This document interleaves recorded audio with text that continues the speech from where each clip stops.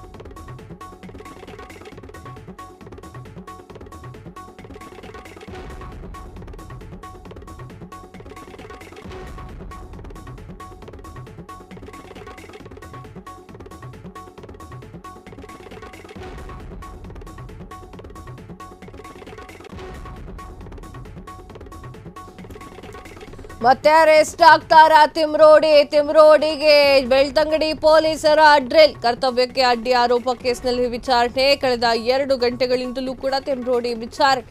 ಕಳೆದ ವಾರ ತಿಮ್ರೋಡಿ ಬಂಧನ ಆಗಿತ್ತು. ಈ ವೇಳೆ ಕರ್ತವ್ಯಕ್ಕೆ ಅಡ್ಡಿಪಡಿಸಿದ್ರು ಅಂತ ಹೇಳಿ ಕೇಸು ಪೊಲೀಸರಿಂದ ಸುಮೋಟೋ ಕೇಸ್ ದಾಖಲೆ ಮಾಡಿಕೊಳ್ಳಲಾಗಿತ್ತು.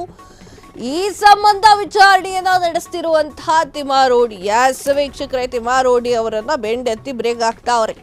ನಿಮ್ಗೆ ಹೆಂಗ್ ಗೊತ್ತು ಅಂತ ಕೇಳಬೇಡಿ. ಪೊಲೀಸರು ಕರ್ಕೊಂಡೋಗವ್ರೆ, ಅದು ಕೂಡ ಸುಮೋಟೋ ಕೇಸನ್ನು ದಾಖಲೆ ಮಾಡ್ಕೊಂಡು. ಆಗ ವಶಕ್ಕೆ ಪಡೆದುಕೊಳ್ಳೋಕೆ ಬಂದಾಗ ಸೀನ್ ಹೆಂಗೆ ಕ್ರಿಯೇಟ್ ಮಾಡಿದ್ರಿ ಹೇಳಿ ತಿಮ್ಮಾರೋಡಿ ಅವರೇ? ಅಷ್ಟು ಜನ ಬೆಟ್ಟಾಲಮ್ಮು, ಅಷ್ಟು ಜನ ನಿಮ್ಮ ಶಿಷ್ಯಂದಿರು, ತಿಮ್ಮಾರೋಡಿ ಅವರಿಗೆ ಜೈ, ಪೊಲೀಸರಿಗೆ ಧಿಕ್ಕಾರ. 1.5 ಗಂಟೆ ಮನೆಯಿಂದ ಹೊರಗೆ ಬಂದಿಲ್ಲ ನೀವು. 1.5 ಗಂಟೆ ಸರ್ಕಾರಿ ಆಫೀಸರ್ಗಳನ್ನ ಕಾಯಿಸಿದ್ದೀರಾ. 10 ಗಾಡಿ ಮೇಲೆ ಬರುವಂತಹ ಪರಿಸ್ಥಿತಿ ಅವರಿಗೇನ್ರಿ ಬಂದಿದೆ? 100 ಜನ ಪೊಲೀಸರು ಕರ್ಕೊಂಬರುವಂತಹ ಪರಿಸ್ಥಿತಿ ಯಾಕ್ರಿ ಬಂದು? ಯಾಕಂದ್ರೆ ನಿಮ್ಮ ಮನೆ ಮುಂದೆ ನಿಮ್ಮ ಬೆಟಾಲಂ ಇತ್ತು. ಆ ಬೆಟಾಲಂ ದಾಟೋಗ್ಬೇಕಲ್ಲ, ಆ ಒಂದು ಕಾರಣಕ್ಕೆ ಅಷ್ಟು ಜನ ಪೊಲೀಸರು ಬಂದಿದ್ರು. ಎಸ್ಕಾಟ್ ತರ ಟೈ ಅಂತ ಸೌಂಡ್ ಹಾಕೊಂಡು ಬಂದಿತ್ತು. ಕರ್ತವ್ಯಕ್ಕೆ ಅಡ್ಡಿ ಮಾಡಿದ ಆರೋಪದಡಿಯಲ್ಲಿ ಡ್ರಿಲ್ಲಿಂಗ್ ಶುರುವಾಗಿದೆ. ಈಗ ಈ ಕೋಳಿಗೆಲ್ಲ ಡ್ರಿಲ್ಲಿಂಗ್ ಆಗ್ತಾರೆ ಗೊತ್ತಾ? ಆ ರೀತಿ ಕರ್ತವ್ಯಕ್ಕೆ ಅಡ್ಡಿ ಮಾಡಲಾಗಿದೆ ಎನ್ನುವಂಥ ಆರೋಪ ಕೇಳಿ ಬರ್ತಾ ಇರುವಂಥದ್ದು.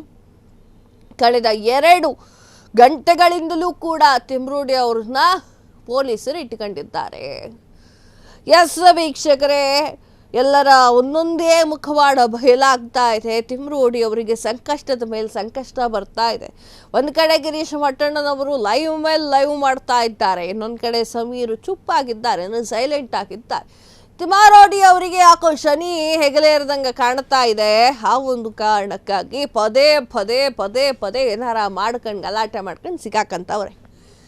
ತಿಮ್ಮಾರೋಡಿ ಬೆಳ್ತಂಗಡಿಯ ಪೊಲೀಸರು ಎತ್ತಕೊಂಡು ಹೋಗಿರುವಂಥದ್ದು, ಕರ್ತವ್ಯಕ್ಕೆ ಅಡ್ಡಿ ಮಾಡಿರುವಂತಹ ಆರೋಪ. ವೀಕ್ಷಕರೇ, ಅವತ್ತಿನ ಕ್ಷಣವನ್ನ ನೀವು ನೋಡಿರ್ತೀರ.